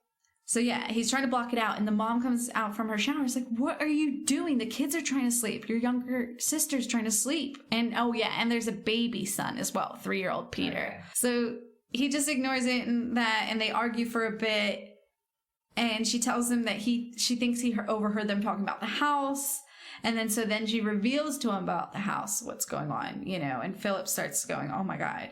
So this goes on for a while. Philip and Stephanie as well starts hearing things, and they start confiding in each other. And Carmen writes down in her journal these incidences of them like going off and being weird. And then Carmen herself hears a voice, but assumes it's her because she missed her husband. She heard like her name being called, and then he wasn't there, and she just assumes it's because she's missing him. Okay. Because she's not used to not having him around. Okay. And then one day she's mopping the red linoleum floor in the kitchen, and the water and her feet become a dark, familiar red. Ugh. And a coppery tone fills the air. Ugh. And she gets so freaked out by this that she doesn't mop the floor again. Right? So the kids start giving these ghost stories, like, and it's really upsetting her. She doesn't believe them. She's like, what the fuck is going on? Why are you guys acting out? Why are you guys acting out? They start saying they see this. They start saying this. And Michael, the other son, comes back. He starts seeing stuff. And him and Philip decide to share a room for a bit. Philip's like, okay, I'll try and go downstairs. When Michael's here, I'll go in his room with him, but not in my weird room that I think most of the stuff happened in. They both see 3 strange looking men, and when they run upstairs and tell their mom, she goes, okay, she separates them like a smart parent and interrogates them, and each boy tells the same story. 3 men in pinstripe suits. Ooh. Like, but they describe it in a weird way, like kids describing what a pinstripe suit is. They're like tiny striped suits with these weird hats and cigars and stuff, and they talked in a funny way. And they took their robot that they had, Robbie the robot, and smashed it. And they're like, this is merely a toy, and smashed it over and over on the counter. So she comes down, sees their robot smashed, doesn't see any of these ghosts or whatever. It's like, what the fuck? You just broke your toy. Why are you acting out? But both of them tell the same story. Oh, that's horrible.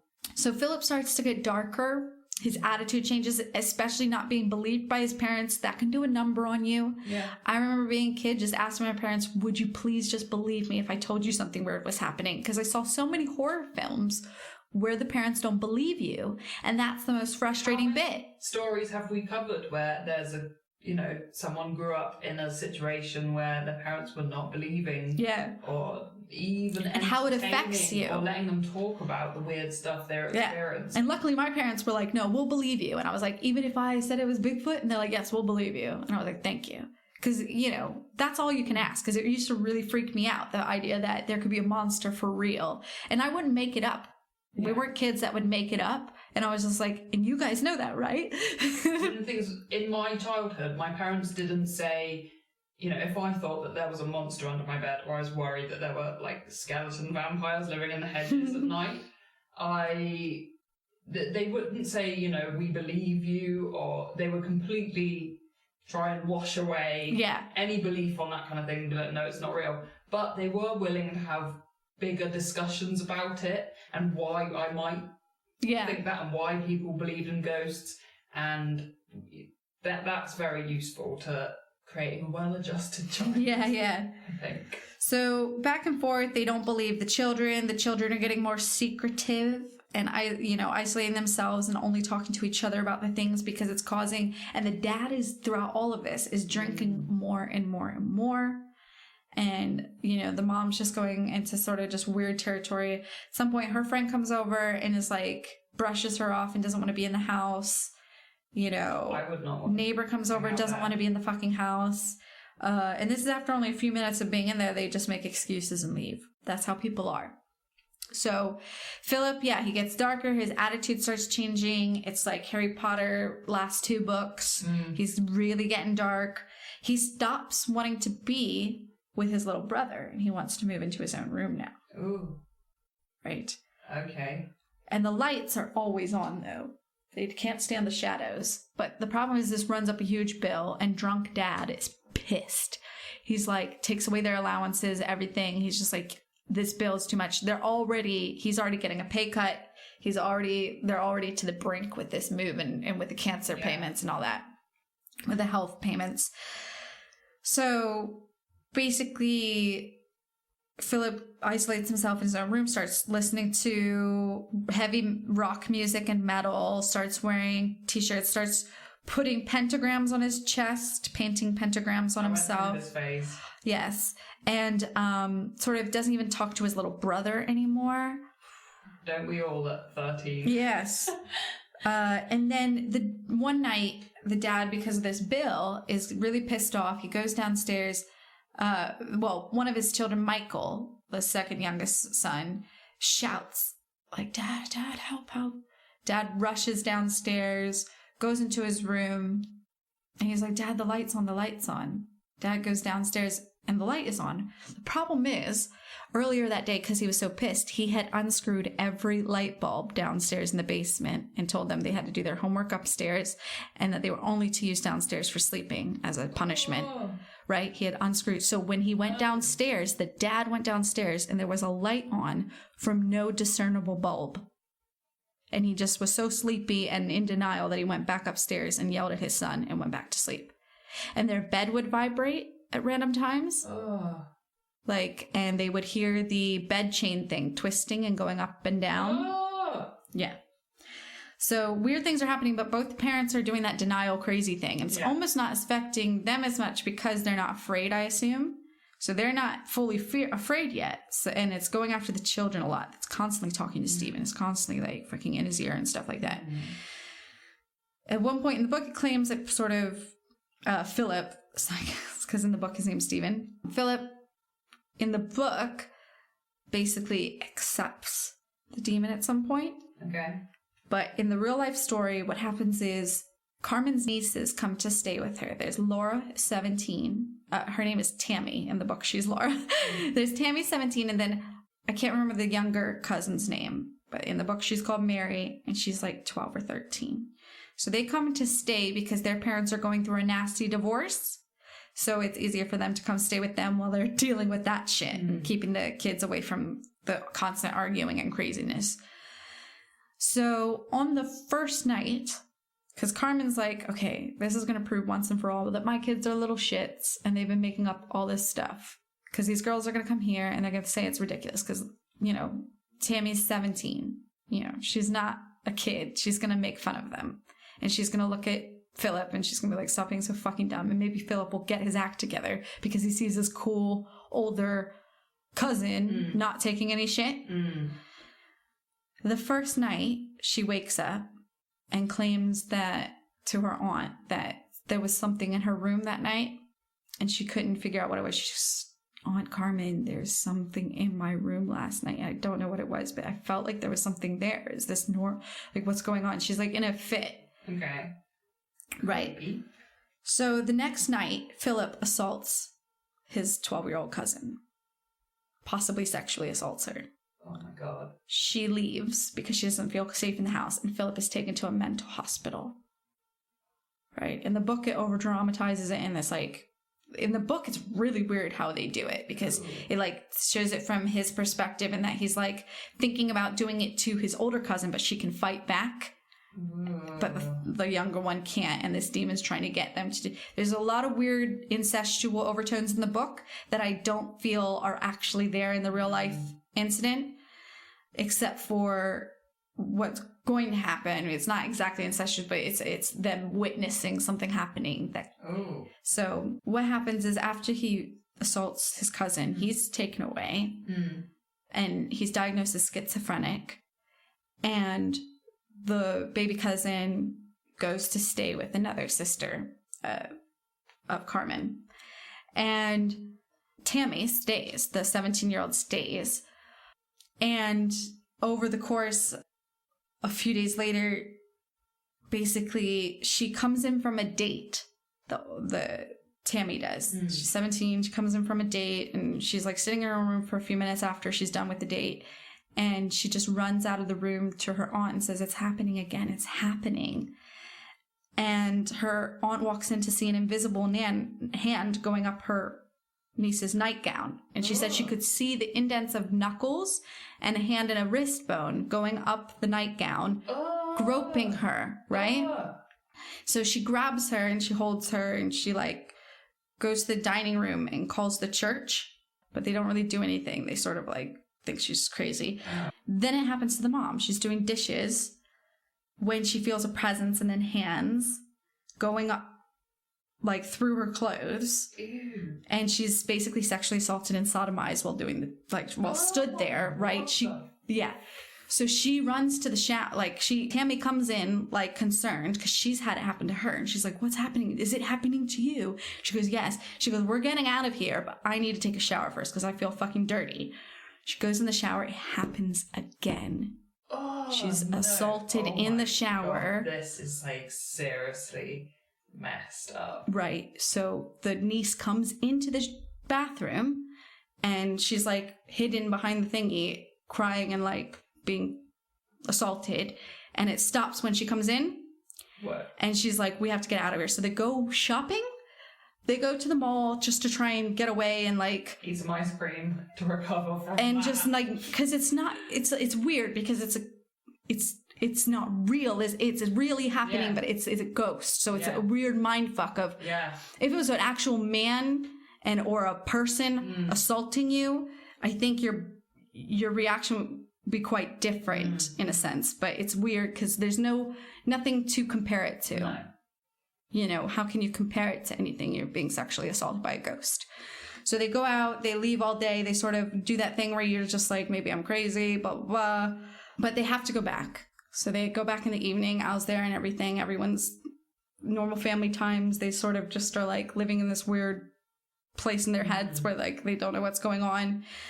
They can't leave. But that night it happens again. In the middle of the night, Tammy's screaming and everyone fucking comes into the room. Stephanie, the dad, the mom come into the room and they can see her being sexually assaulted by a ghost, being like groped on each breast, one at a time. Boom, boom, boom, boom, over and over, and being raped. Right? And they're all like looking at it and like she tries to grab her, but she's being raped while she's being moved to the dining room while she's calling the church and shit, trying to get a priest. Yeah, so Jesus Christ. So this is the final straw. Ed and Lorraine Warren are contacted because the church sort of like, they came in and did a blessing, but it didn't seem like he believed them, and like it's just only antagonized whatever was going on because it got worse. That's when shit kicked off with the parents and with Tammy and everything. And there were some expletive things that the demon supposedly said during the assaults, but it was too much for me. It was bad enough that I had to explain the assaults. It was just a fucked up thing. When Ed and Lorraine first arrived, Lorraine walked into the first room. It was an overwhelmingly bad feeling.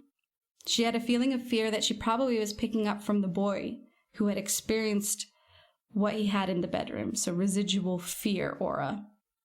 She didn't know it was the coffin room, where people would go in and pick out a coffin. She started to walk down the hallway, and she knew Ed hadn't passed her, but she couldn't find him. As she walked down the rooms, there were anterooms for storage and various things. She got to the end of the hallways. She looked to the left and could see the area where they brought the bodies. There were 2 prep rooms, the one bloodletting area, the other where they would bring the bodies up for viewing. All the trappings remained. They called a Catholic priest right away to bless the house. When they were there, and the researchers and them were there for 9 weeks, they would stay in the master bedroom and you could hear the chain hoist coming up by itself. Oh. Ed would check the chain and there would be no one there. 2 scientists, unnamed scientists, asked to go into the house and investigate as well. How many times are unnamed anonymous scientists an unnamed anonymous priest? In the Sally Jeffrey Raphael episode, they're like, name the priest, Ed. He's like, yeah, you're just so full of it, Ed. The skeptic guy's going in. He's like, then name the priest. He goes, they have to remain. I'm keeping my sources anonymous in the Catholic Church. It is a bishop. It's so great. He has that New England accent. Yeah. Like, oh man. So 2 scientists asked to go into the house and spend the night with them to witness anything. Quite cocky, quite assured of themselves. They fled in the middle of the night, according to Lorraine Warren. Supposedly, they also switched schools that they were teaching at. Okay. in order to get out of state. Wow. This is from Lorraine Warren. Mm-hmm. So they decided to talk to the bishop, to the local bishop, to find out what to do. And the bishop assigned 2 priests, one high-ranking clergyman and one exorcist. They gave masses and wrote letters to the bishop. So they gave masses at the house and blessed it. And then they wrote letter to the bishop letting them know that the house did, in fact, require an exorcism. And this is what they do. Catholicism does enter this realm. Yeah. And they do send people, if they do believe there's a case there, to investigate it, see whether it's bullshit. And then they do have next steps if they are requiring an exorcism.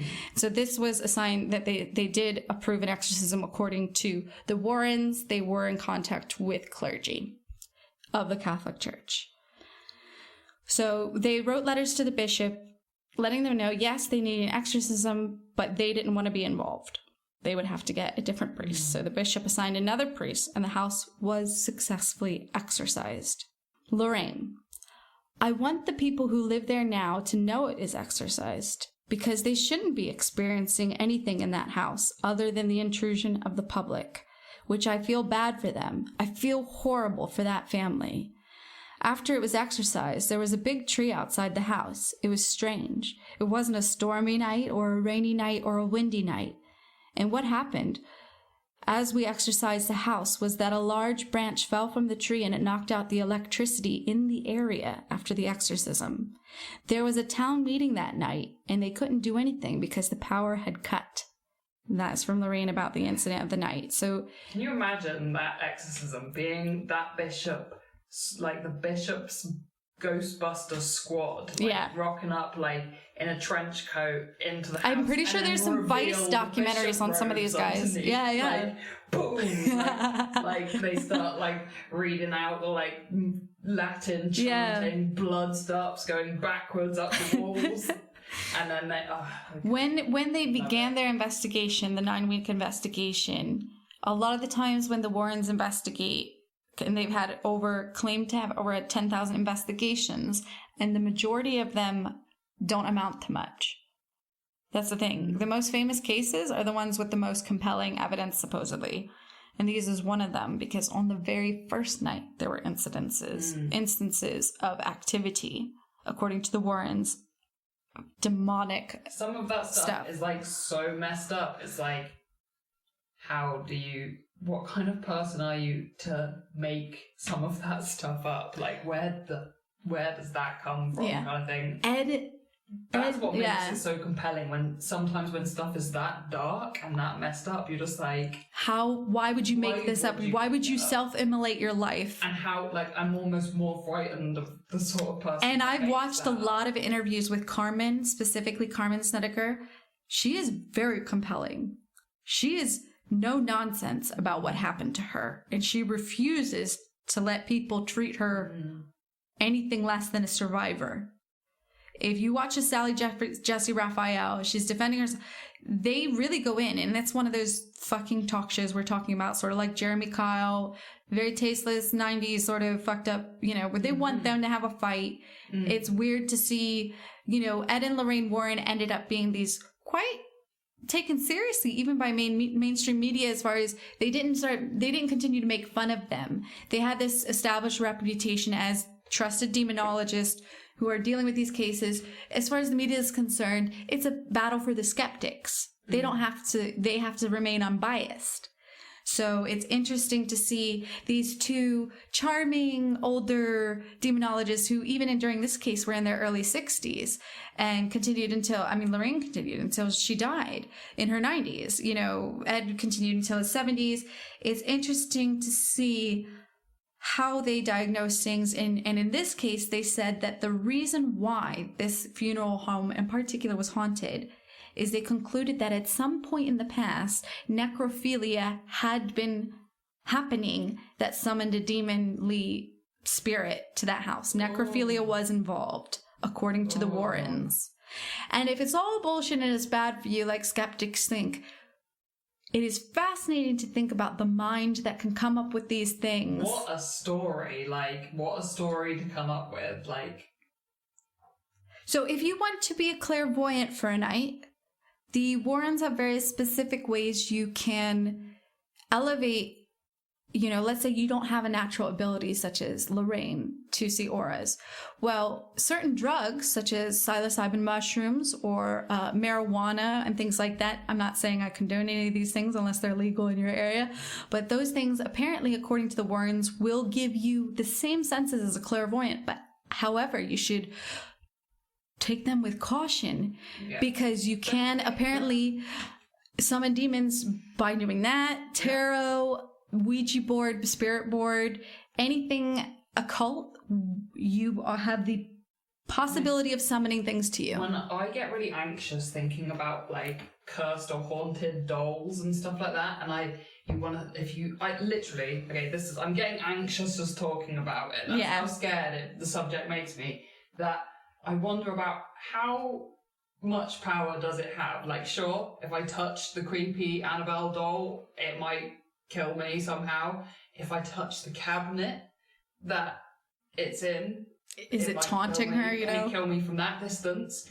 If I just come to the museum and look at it for a really long time, will it be able to kill me? If I go to the town, it's all about what you're inviting into yourself. Google image search it. Yeah, it's so frightening. Like the possible power of the mind to bring stuff in, and that's what gets me really scared. This is why. Well, this is the thing. This is why, for me, what I do is I call upon the innate power of the universe within myself, and I believe I've got an aura of fucking adamantium. I've got a Wolverine aura. We're gonna be getting out of Joss stick.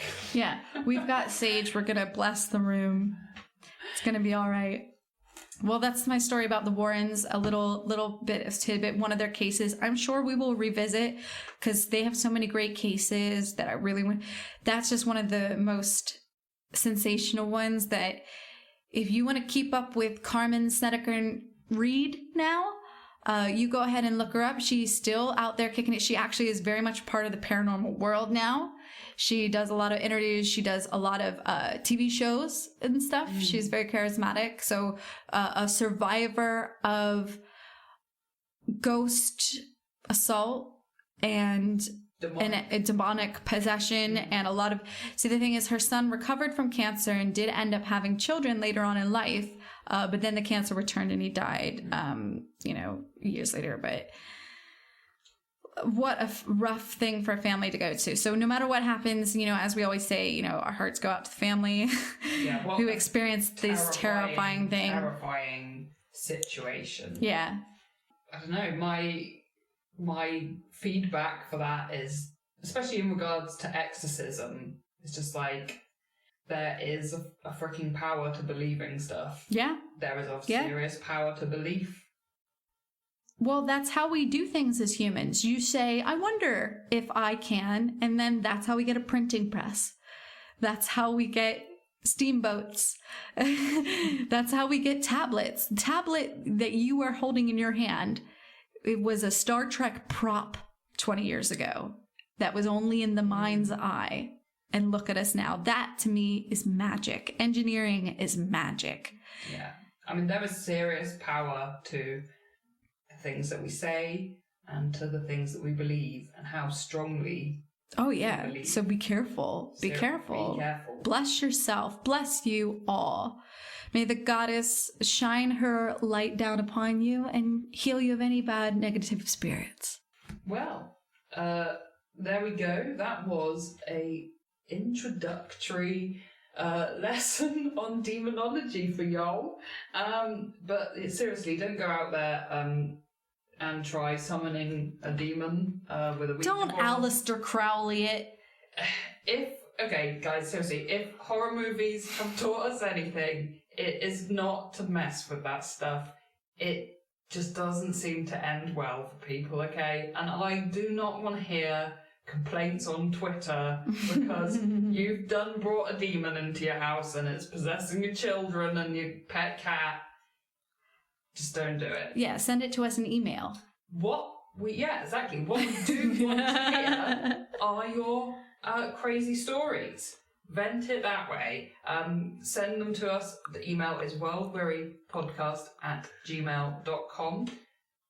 Maybe you are a monk that loves listening to podcasts, but also has access to secret demonology manuscripts, send that juicy demon gossip to us. Maybe you are an exorcist. Maybe you've experienced an exorcism. Maybe someone in your family was exorcised. Shout out to all the Catholics out there. Maybe you're the nephew of Ed and Lorraine Warren, currently running the NESPR, etc., and you'd like to give us an exclusive interview via email. Maybe you live in an old funeral home. Maybe you're a weird librarian and you want to tell us about people who took out creepy books on the occult from your library. Yes. Maybe you own a magical occult bookstore. AKA, do you live in Glastonbury, Somerset? We love it.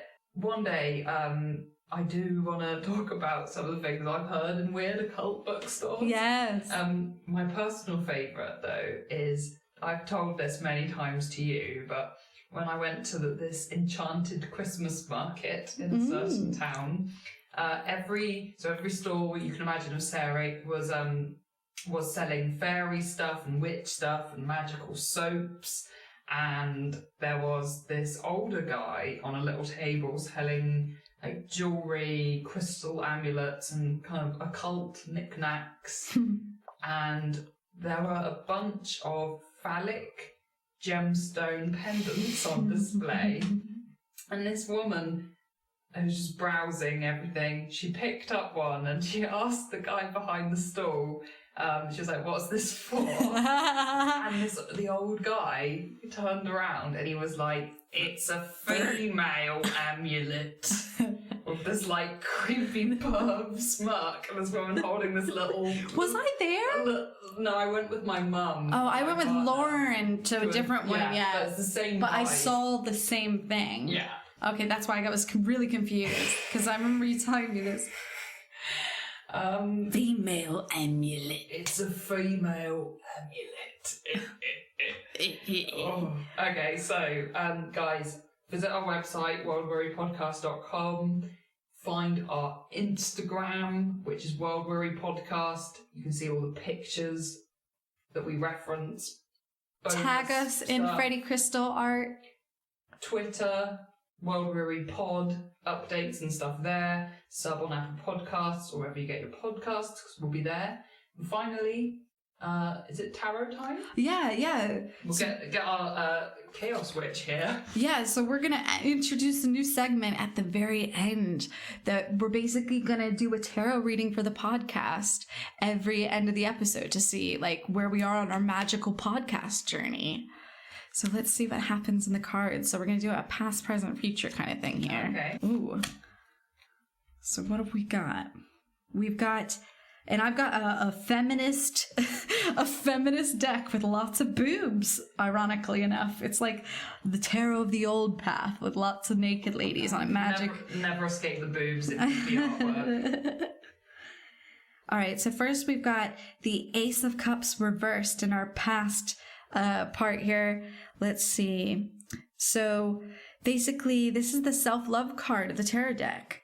According to Biddy Tarot, we've got here... It's all about love for all things, and it speaks to love for oneself. So before you send your love out to the world, send it to yourself. We've been watching RuPaul recently as well. That's her main message. Reversed? Yes. Yeah. So that's our past, our recent past. So yeah, we're which is good. We're not apologizing for anything. We're feeling good. We feel like, there's a good positive self-expression. Next, for the present, we have 6 of Wands.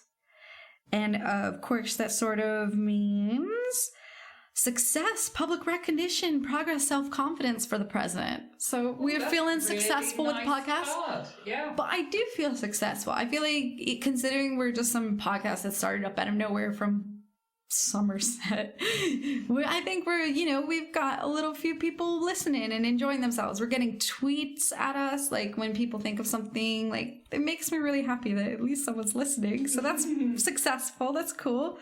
So it's a success card, represents strength, purity, progression. Maybe you've achieved a significant goal, you're confident, you harness your strengths. and you made it through the chaos of the 5 of Wands, and it suggests not only have you achieved your goals, but you might also be receiving public acknowledgement. Sweet. So what's our future? Reverse Two of Cups. Cauldrons on my deck. So 2 of Cups reversed in the soon future. In the near future? It's about self-love again. Wow. Okay. So tarot is really specific a lot of the time. So this is like, it's a sandwich of success between loving thyself. This could be really positive. Yeah. I was expecting a really negative thing because I've been feeling positive, but you never know. These things are slow burners anyway. We're never going to given a lot of lemons lately. Yes. As well. So we're not normally so hopeful about the future. So here's the thing. If you don't love yourself, you'll end up projecting that lack onto others, becoming clingy and attached, blah, blah, blah, blah. Make sure you filled your cup with all that beautiful love juice for yourself first. Oh, God, it's getting a bit female amulet, isn't it? It can also signal a falling out, or you're out of sync with each other, or don't share the same emotional connection you did in the past. Or communication can be restricted. So you can shift energy flow dramatically, but if you keep with the self-love thing, we should be fine. I think this is literally just saying, we need to just own it. Here's our success. What's between our success? Stars that are within. Yes, the paranormal rock stars, future apprentice to Fred Bat, demonologists by day, nightclub managers by night. Exactly. I feel it in the cards. I feel like this is a good week for us as far as the reading goes. And, oh man, hopefully that's a good sign. Nice things. We're going places. Oh my gosh. Okay, guys. Until next time. Bye. Goodbye.